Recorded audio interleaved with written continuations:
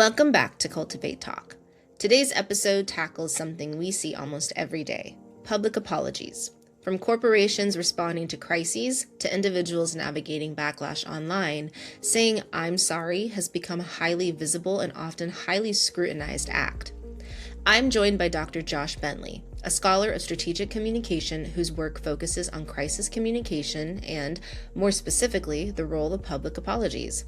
With a background in the radio industry and now as a professor at Texas Christian University, his research examines what makes apologies effective and why sometimes they fail. In this conversation, we explore what people actually want to hear when organizations apologize, why some seemingly bad apologies can still work, and how polarization and social media have transformed the meaning of apology altogether. We also dig into the idea that not all outrage is about accountability, and how, in some cases, apologies can actually make situations worse rather than better. This episode challenges us to think more critically about when apologies heal, when they don't, and what it means to communicate responsibility in a highly public, highly polarized world. Let's get into it. Well, thank you so much for being here today, Josh, and being willing to talk to me about your research. I'm super excited to pick your brain a little bit today. How are you doing? Doing great. Excited to chat with you, Emily. Thank you so much. I'm excited too. So your early work looks at what makes good corporate apology, especially after events like data breaches. From your research, what do people actually want to hear when an organization apologizes? I think when organizations apologize, people really want to hear what the organization is going to do to fix the problem. Sometimes with interpersonal apologies, you can just say, "Boy, I'm really sorry. I feel terrible about what I did." And your words and your tone and your body language and your facial expression are sufficient to show that you really mean it. But for corporate apologies, a lot of times they're written by a PR team or a comms team, and it's hard to know, does the company really care? But what we know about companies is they're in business to make money. So if they're willing to spend some money to fix a problem, that sends a pretty powerful signal that they do care. And so it's not that people don't want to hear the company say, "We're sorry," or "We were wrong," but companies have to be a little bit careful with some of that, because sometimes admitting that they did something wrong could open them up to liability. Right. But what often works is if they say, "We understand that this has affected people and they're upset." Notice that didn't actually take responsibility yet, but we understand that this is a big deal, this is important, and here are some changes we're making, and here is how we are going to fix this problem for you. Like you talked about the data breach stuff that I worked on early on. We're going to provide you with a year of free credit monitoring, that sort of thing, right? Which we've all seen in our emails. Well, that's a step in the right direction, because presumably it costs the company a little bit to do that. And that is a signal of sincerity. And so because the relationship between people and organizations is more transactional than the relationship between friends or family members, people need something more to convince them that a company is sincerely apologizing. Yeah, absolutely. And I think about the many instances we have seen in headlines just in recent years, and the assumptions that people make even before they read or hear an apology from a company. It's like usually pretty critical, and they're already convinced in their mind that they don't believe what it is they're actually apologizing for. So what you said about, spending money in one way or another to prove that apology, I imagine is probably more effective than just simply putting out a statement. There was a famous case in Great Britain a few years ago where, because of some shipping problems, KFC restaurants in Britain ran out of chicken. And they bought a big full-page ad that, instead of saying KFC in the ad, it said FCK, so it looked like a swear word. And then they were like, a chicken restaurant without any chicken, not a great look. And it was sort of a tongue-in-cheek statement. You could call it an apology, maybe, but in that situation, they just said, "We're fixing the problems and we're getting more chicken and we're going to have chicken again." And nobody really thinks that KFC had some diabolical plan to run out of chicken. Everybody understands that's an accident, and they didn't want that to happen. We didn't want that to happen, and they're fixing it. So we don't blame them. We don't think badly of them in the same way as if we find out that a company has been cheating customers or producing products that aren't safe or something like that. And so if we think that the company has been engaged in moral wrongdoing, purposeful wrongdoing, then they're going to have to work harder to convince us that they're making changes and that they're sincere. As opposed to, something went wrong. Maybe there was bad weather. That's nobody's fault, right? Or whatever it might be. If the company didn't want this to happen and didn't do anything to make this happen, it's a lot easier to be like, we're really sorry this happened. Here's what we're going to do next, and we can move on. Yeah, absolutely. That totally makes sense. So you've also studied cases where apologies that seemed bad or incomplete were still strategically effective. What did those examples teach you about how apologies function beyond sincerity alone? Right. So this is a very simple way to think about apologies, and it's not quite correct. If you think of society as a club, and we're all members of that club, when we break the rules, we get kicked out of the club. And then an apology is a type of social ritual where we humble ourselves. We say, I was wrong. I really do value the rules of society. I'm going to recommit myself to following the rules of society. Please let me back into society's good graces. And if people believe our apologies, we probably get to rejoin the club. But that's too simplistic. In real life, society is lots and lots of little clubs. And so you can have different clubs with different sets of values, different standards, different norms. And something that would make one club want you to join might make another club want to kick you out. And so now we start getting into things like political polarization, where Republicans and Democrats in the US, at least, have different values and different priorities and don't like each other. And so now, if one club is mad at me,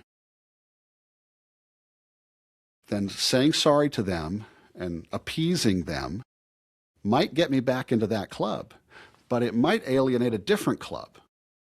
And I have to figure out which club or clubs I need to be in. Yeah. And so the first apology article I ever wrote was about Rush Limbaugh. And not everybody in the audience will necessarily remember him, but back in the 80s and 90s and the 2000s, he was a huge deal. I think at his peak, he had something like 20 million listeners on the radio every week, big talk show host. In some ways, maybe the Joe Rogan of his time. He was more political than Rogan, but same kind of big footprint, big cultural impact, and a lot of controversy. But he was, a very conservative guy. And so he got in trouble back in 2012 because there was a woman testifying on Capitol Hill about why she believed that Congress should require health insurance companies to cover contraceptives. And he made this crude joke about she wants other people to pay for her to have sex. What does that make her? It makes her a slut. And there was a lot of backlash. And a lot of it was from the left, where people already didn't like Rush Limbaugh. But some of it was from the right, where people were like, we don't really want to defend this. We don't think this was okay. Right. And so the controversy went on for over the weekend, and he came back the following Monday and did an apology. And his apology basically said, my friends, I realize that in trying to, lampoon the left, I did something I never do. I stooped to their level. And I'm sorry. And the apology was longer than that. But I thought, what a horrible apology. You can't blame the other side when you're apologizing. But the more I thought about it, the more I realized it was very strategically clever. And I saw a news article a day or two later where somebody had asked, I think it was some Republican member of Congress, what do you think about Rush Limbaugh? And the guy was quoted as saying, well, I'm glad he apologized and we can move on. And what I realized was even a bad apology can be strategically effective in these polarized situations where you actually don't want to be in the other club. You actually don't want, if you're Rush Limbaugh, you don't want Democrats or folks on the left to be like, hey, we really appreciate this. This is great. Isn't it great that Rush Limbaugh apologized and recognized the importance of contraceptives and recognized like that would have alienated his fan base and folks on the right. Right. So he had to find a way to put the controversy to bed without saying that the left was right or correct. Yeah. And so he said, I'm sorry I stooped to their level. Did it promote any reconciliation with the left? No, but it was never going to. Right. And it did allow the people on the right who wanted to support him but felt uncomfortable with the words he had used to point to this apology and say, you know what, he admitted he was wrong and we can all move on together. So that's, I think, a bad apology. But because there are all of these different clubs and you have to figure out which ones you need to be in and which ones you don't need to be in, sometimes a bad apology works better than a proper apology. Yeah, absolutely. And so well explained also. And what sticks out to me is the strategy necessary in those bad apologies to make them effective or to accomplish whatever the goal might be. Like you were saying, to get back into the clubs that any one person or organization might want to or need to be back in. Yeah, yeah. It's all about knowing which groups of people are important to your success Yeah. and what they value and what you value, and then trying to operate within the overlap between those values. You can't please everybody, but the people you need to please, you got to figure out what they care about.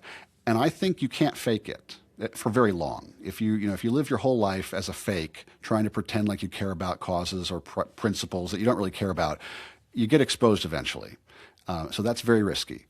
But if you can figure out where your values are the same as the values of the people that you need to work with and focus on operating in that space, then you're setting yourself up for success, because as long as you're operating in those values and the people that follow you or the people that you depend on for your success agree with those values, then outside criticism from people who have different values shouldn't matter very much.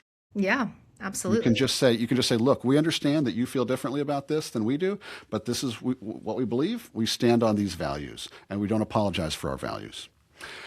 But if you do break your own standards, then you can genuinely apologize because you really did do something that you think is wrong and your key stakeholders also think is wrong. And when you genuinely apologize, they'll be happy. But you can't let your values be dictated. You can't let someone try to change your values by bullying you or criticizing you. Right. Absolutely. So you frame apologies as an important social ritual for reconciliation. Can you explain what apologies are supposed to do socially and why they've historically mattered? So there's a lot of different people who have written about apologies, and one idea is that the apology ritual is where you split yourself into the good part and the bad part, and you send the bad part away, and the good part gets to rejoin society. I just think of apologies as being willing to pay a social price, which is humbling yourself. If we're talking about interpersonal apologies, it's the humility that comes with admitting I was wrong and asking someone to forgive me. And that's a social cost that if I'm willing to pay that, then everybody else says, oh, he really does care about belonging to this community, and so we can maybe let him back in. But whenever you do something bad, you have sent the signal that you don't care about the standards of the community. And so the apology is a way of saying, no, I really do. What I did was wrong. I recognize that. Here are the changes I'm making, and so forth. So the ritual is, here's how I can demonstrate that I actually do uphold social values that I have violated, and I would like to come back into the good graces of society. And if you think historically about this, people who alienated their family or their tribe and got cast out might just die. You couldn't always survive in a harsh world without your family and your tribe around you. And so it was really important not to lose that. That's less obvious today, although there's still a lot of, mental health issues and things. If people have alienated the people close to them, life is harder. But you can go find somebody new to make friends with, I guess, a little bit easier today than you could 1,000 years ago. But still, our relationships matter. And when we humble ourselves and admit we were wrong, most of the time, the people in our lives who have cared about us will care about us again, and they will, be willing to restore that relationship. When it comes to companies, it's different because they're not human beings, right? It's not obvious who in the company is humbling themselves. Is the CEO humbling herself or himself? I don't know. They made a little video where they said they were sorry. How much was that video edited? I don't know. How many takes did they record? I don't know. And so that's why they have to do more in terms of taking action for us to believe them. Yeah, absolutely. And what a fascinating differentiation that is somehow still connected, like those interpersonal apologies and gaining your social network back that, like you said, we need for our mental health and overall well-being, but also the health and well-being, let's say, of an organization or a company needing to be accepted again and needing to be thought of in a more positive light. There's a lot of literature in, business research about corporate legitimacy. Do we Yeah, think that your corporation deserves to exist? And so some businesses are controversial, like strip clubs or payday loan stores, or some of these where we feel like they might be kind of taking advantage of people. right. And if my company starts to lose corporate social legitimacy, I need to figure out what are those social values I'm not upholding and reorient myself. Yeah, absolutely. So those both of those lanes are rather fascinating when thinking about apologies and kind of what they do for an overall system, Mhm. like you alluded to. So in polarized political and cultural contexts, you argue that outrage isn't always about repair. How does polarization change the way apologies are received or weaponized? Well, I think that most of us were taught growing up that you should apologize if you do something bad. I can remember my mom saying, "Josh, tell your sister you're sorry." Well, Right. now say it like you mean it, right? And so we've learned that you ought to apologize, and a lot of us also apologize for things that aren't really moral evils. We just do it to kind of smooth over social interactions, just to be polite and that kind of stuff. And so we kind of think of apologies as being good things in theory. And so if you demand that somebody else apologize, that isn't, it makes you seem at first like you're morally superior. You're trying to uphold some important value, and that's why you're giving them the opportunity to apologize. And that's fine if you really want them to apologize so that we can be friends again. That's great. But if what you're really doing is baiting them into admitting what they did with a false promise that we can let this go once you apologize, and instead of letting it go, you just use their apology to be like, hey, even they admitted it, Yeah. and you start slamming them more, then you've weaponized apologies and you have created an incentive structure where people aren't going to apologize, or at least they're not going to apologize sincerely. And so I do think that, obviously political polarization is the type of polarization we think about the most, but it's possible to have polarization in religious contexts, or, feels kind of like a lightweight example, but, sports fandoms sort of sometimes don't like each other, right? Or there could be any other sort of social group where you have strong feelings of dislike or even hatred between a group. And, and the outcome of this is, when you feel like the other group is just trying to score points on you, trying to dunk on you by demanding your apology, you tend to double down. You don't apologize. You circle the wagons. I'm going to throw in as many metaphors as I can think of here. And but you defend the people in your group, sometimes almost no matter what. Yeah. And you attack the people in the other group, sometimes almost no matter what. And now the only thing that an apology would do is give ammunition to the enemy. So it would always be stupid to apologize. Right. What we have to have are enough shared values, enough common ground where both sides, in any sort of polarized context, both sides are willing to say, well, this is, we know we're different, but there are some things that we're not willing to compromise. We're not willing to endorse X, Y, or Z, and we agree on those things.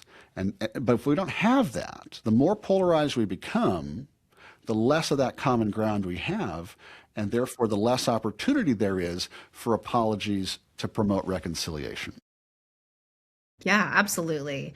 So you make a distinction between outrage aimed at accountability and outrage performed for attention, punishment, or social capital. How can communicators tell the difference if they can at all? I don't think you always can. Okay. Sometimes you're dealing with an individual or a group that you're already familiar with. And right? We know that some groups are activist groups that have certain agendas. So, for example, this is just a made up example, but what if People for the Ethical Treatment of Animals holds a protest outside my butcher shop? Well, I can't apologize my way out of that because PETA believes that I am murdering animals and I'm evil. And by selling animal flesh, I'm doing something very bad. And the only thing I could do to appease PETA would be to close down my butcher shop. And so there's no point in coming out and being like, guys, I'm really sorry. Please forgive me. By the way, would you like to try these ham hocks? That wouldn't work. So in some cases, you know that you can't find common ground. You can't appease someone. And they're here to generate engagement. They're here, for a photo op, whatever it is. There are going to be other situations where, especially on social media, you might sort of notice that there are particular accounts that seem to be driving a lot of the conversation about some controversy. And so sometimes you could go to those accounts and you could look through their history and try to get a sense of who these actors are and what they stand for. But that's not a foolproof way to know. Yeah. Sometimes you can try putting out a statement that you think is sort of carefully worded and reasonable and not defensive, and see who engages with it and who just rips it apart. Mhm. Because if you have said something that's not really aggressive, and you're like, well, we're studying this and we're doing this, and like, well, you should have already studied it, and I can't believe that you haven't already figured out what you're going to do. And now you think maybe this person wants to be angry. And maybe I can't bend over backwards to make them happy. Maybe there's no making them happy. But I would kind of just go back to what I said a few minutes ago. If you can follow 4 steps in how you operate as an organization, you're going to be protected from a lot of this outrage. Know your own values is number 1. Know your key stakeholders' values is number 2. Operate within the overlap between your values and your stakeholders' values. And then number 4 is only apologize when you have violated your own values. Yeah. Because anybody who's mad at you because you have different values, well, they have a right to have different values. We can agree to disagree, but we're not going to compromise what we believe in to try to please them because we stand for something. And our stakeholders like what we stand for. So we don't have to worry about losing them because of some antagonistic person or group on the internet. Right. But if we have violated our values, then the way to keep our stakeholders on board is to apologize and make changes because they want us to uphold these values. We want to uphold these values. And it will be a lot easier to apologize sincerely because these are real values that we care about. Yeah, absolutely. I think it's funny that you use PETA because when I teach my media-oriented classes and we're talking about advocacy, that always seems to be the example that I make up and go off of is PETA. PETA has a remarkable gift for generating attention. They They're do. good at what they do if that's what we think of them doing. Getting eyeballs, they're great at it. Yeah, exactly. And you as you were talking, I was kind of thinking about the many debates people get on or get involved in on social media and how there's rarely an apology at the end of that, but kind of like what you were mentioning, like some people just want to be angry at an idea and there's no convincing them otherwise. And that probably takes place on through internet and social media interactions all day, every day. And so, in these like smaller spaces, magnifying up to big corporations, like kind of taking a look at both sides and realizing that there's going to be instances where people just are going to be mad regardless of what you say. There's really nothing you can do is a really good way of framing it and kind of understanding the apologies from that perspective. Right. You can't make everybody happy. If everybody doesn't agree on everything, then you can't make everybody happy. Exactly. And so you have to reconcile yourself to that and figure out, what do I stand for and who do I need to make happy? I was a debater in college, and one of the things that became clear to me was you never change anybody's mind by defeating them in a debate. I lost debate rounds, and afterwards I always thought, man, if I would have remembered to say this, I should have won. I never thought, wow, my opponents made an excellent argument, and maybe they're right. I never thought that because my ego was involved, and I wanted to defend my position. And so a lot of what goes on social media is a type of game or a type of entertainment where people get enjoyment out of, saying clever things to other people and then getting likes and shares and so forth. It's not really a dialogue where people are trying to listen to one another and learn from one another.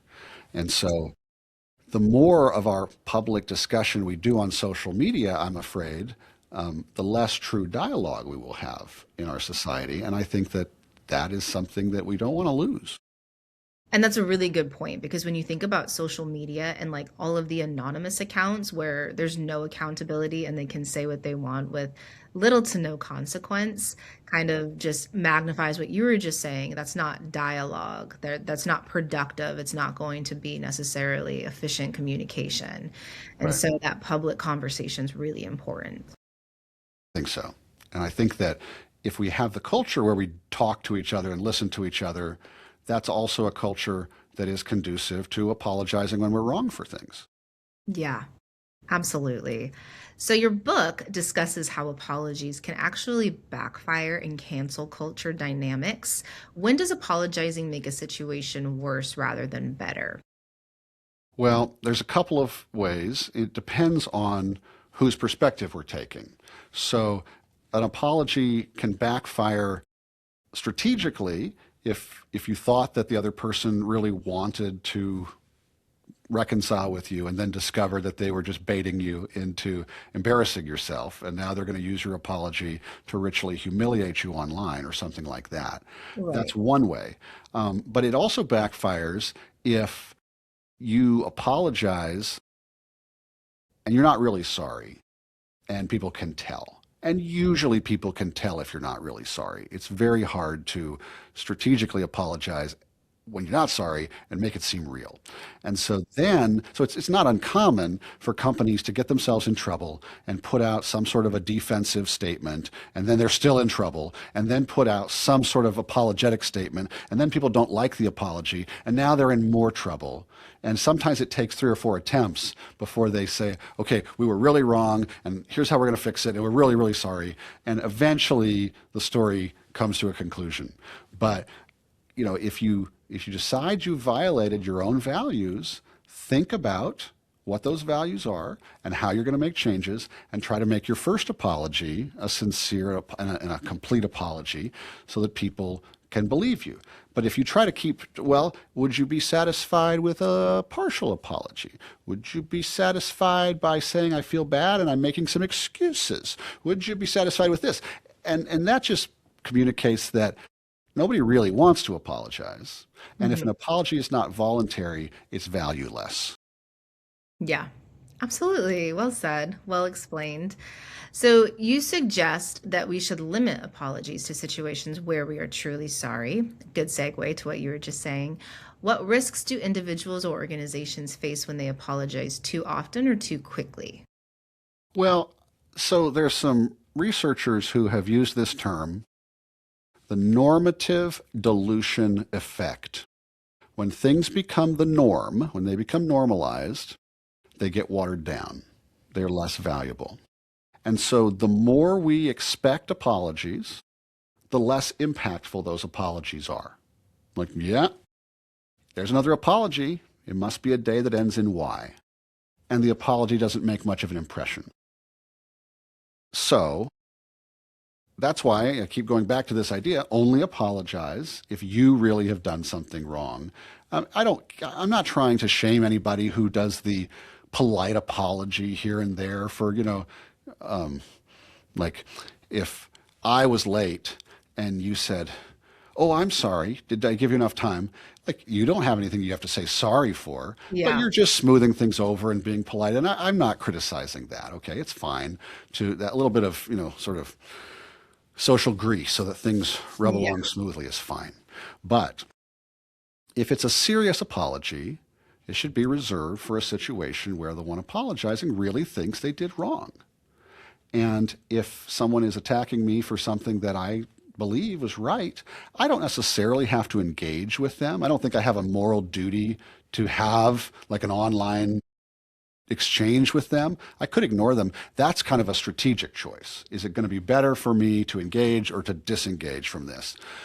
But if I do engage, I need to be truthful. And I need to say, I need to be truthful and I need to be respectful, even if they're not, I think. And I need to say, I recognize that we have a different opinion on this. My values are deeply held and I'm not going to change them or give them up. I'm not saying this because I want to offend you, but I understand that it does offend you.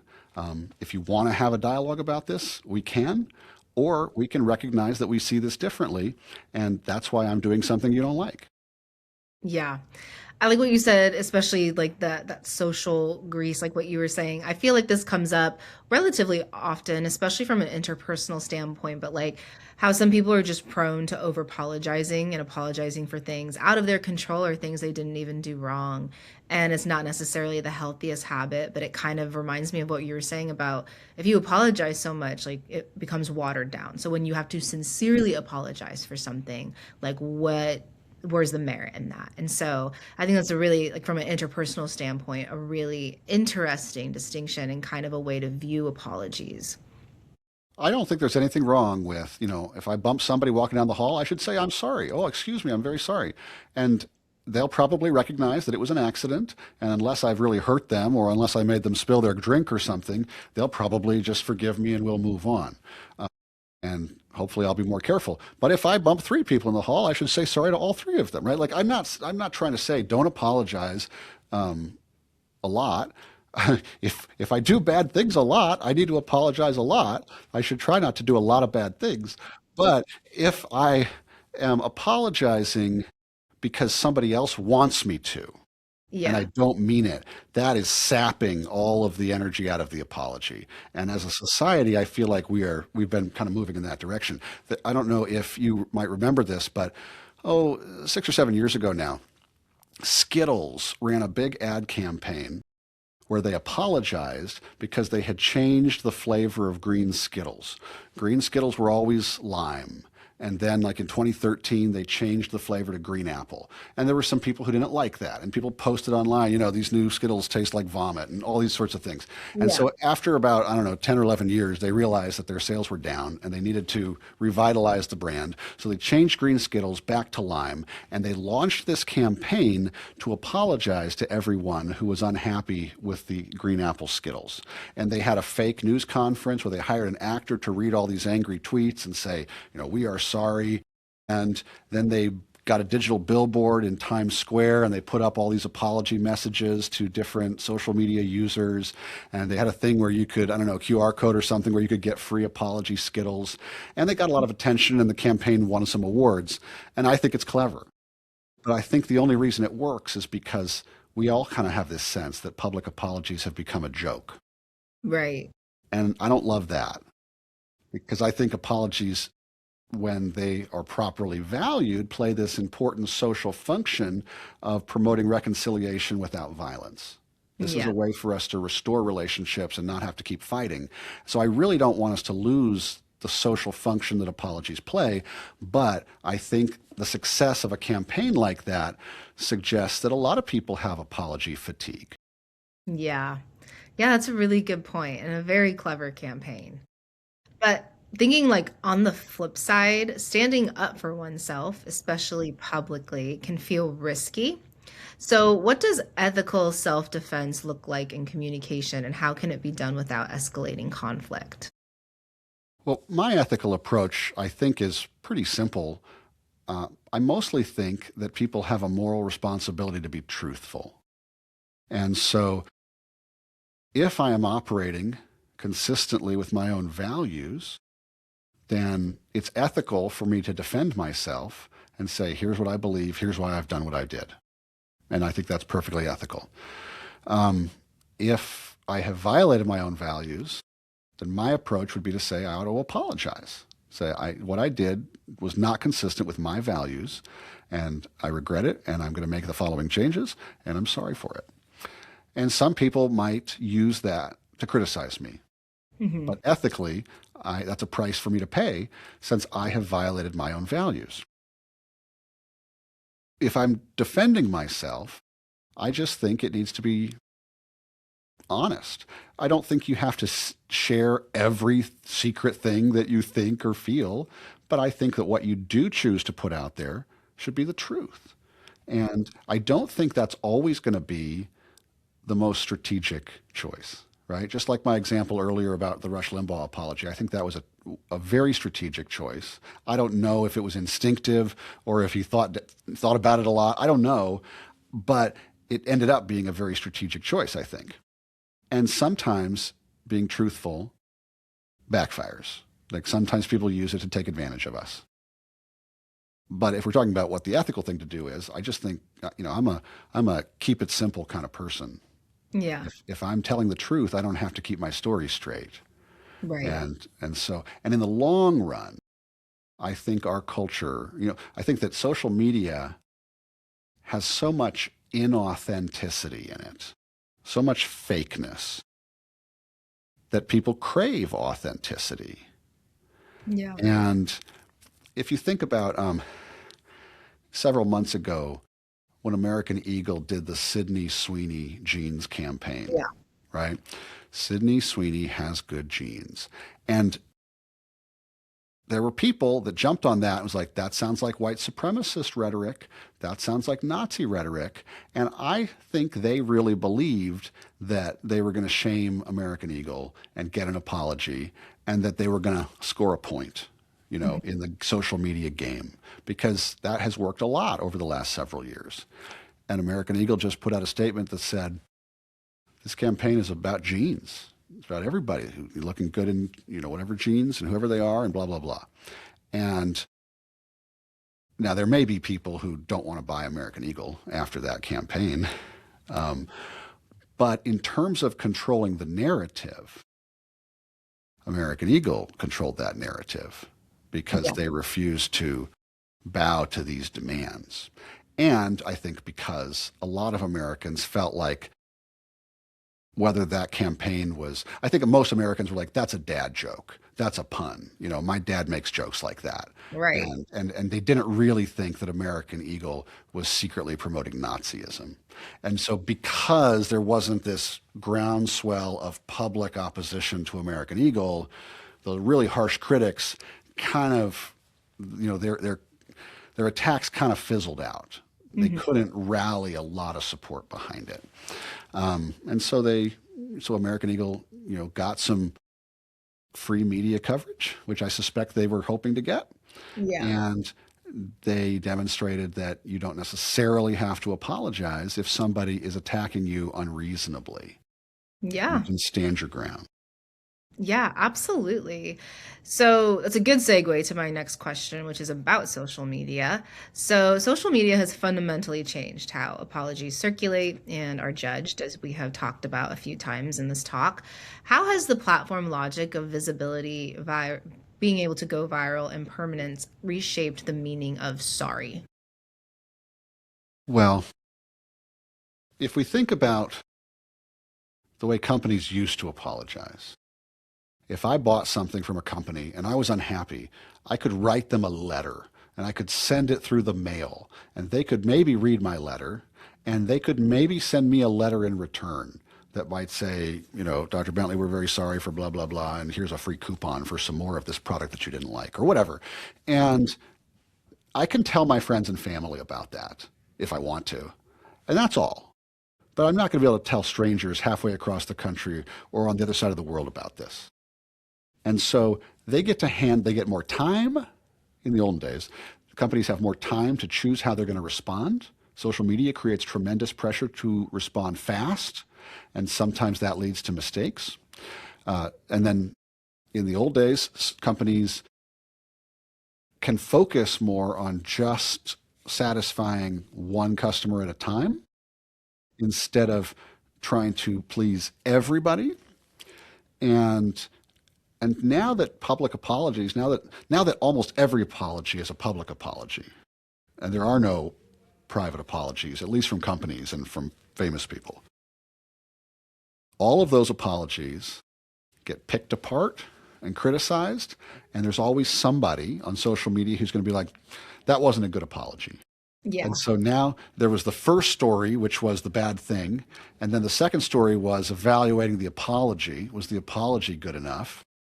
And because people get those dopamine hits every time they get likes and shares and follows, there's an incentive on social media to try to be a little bit controversial, a little provocative now and then, have a hot take.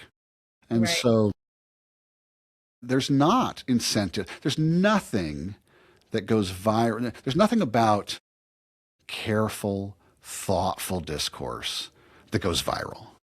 It's like, well, let's analyze this. On the one hand, we have this. On the other hand, we have this. Too long, didn't read.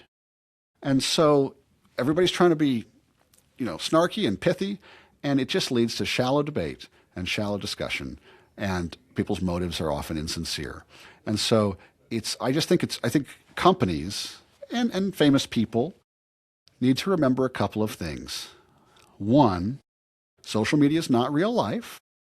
The discussions that happen on social media are not necessarily reflective of discussions happening in the broader society.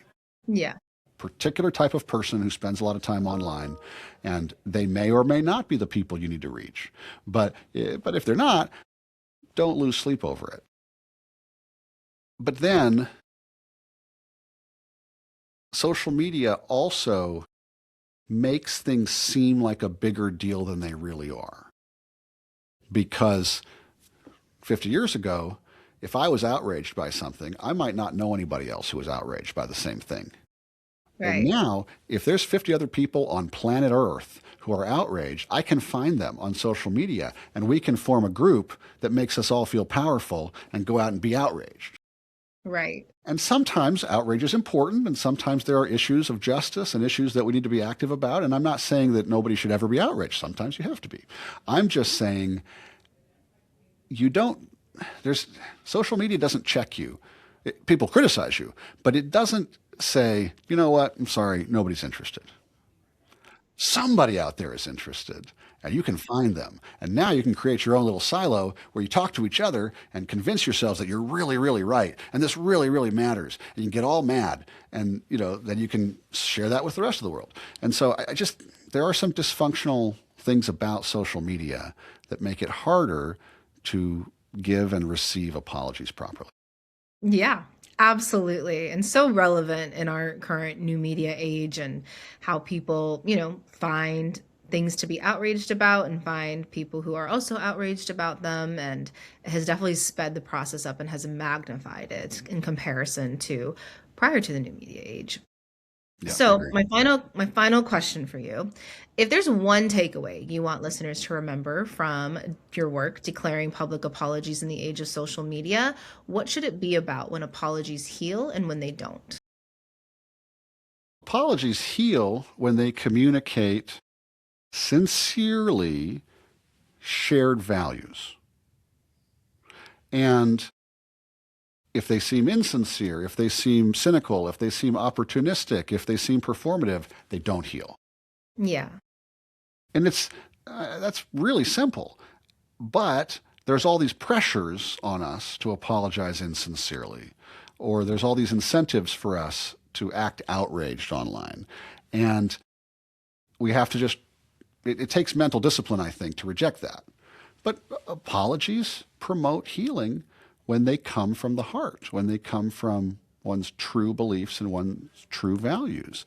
And people can tell, even if it's a corporation, some people will always be out there criticizing, but people can tell, usually, if a person or a company is really following through on what it says it believes.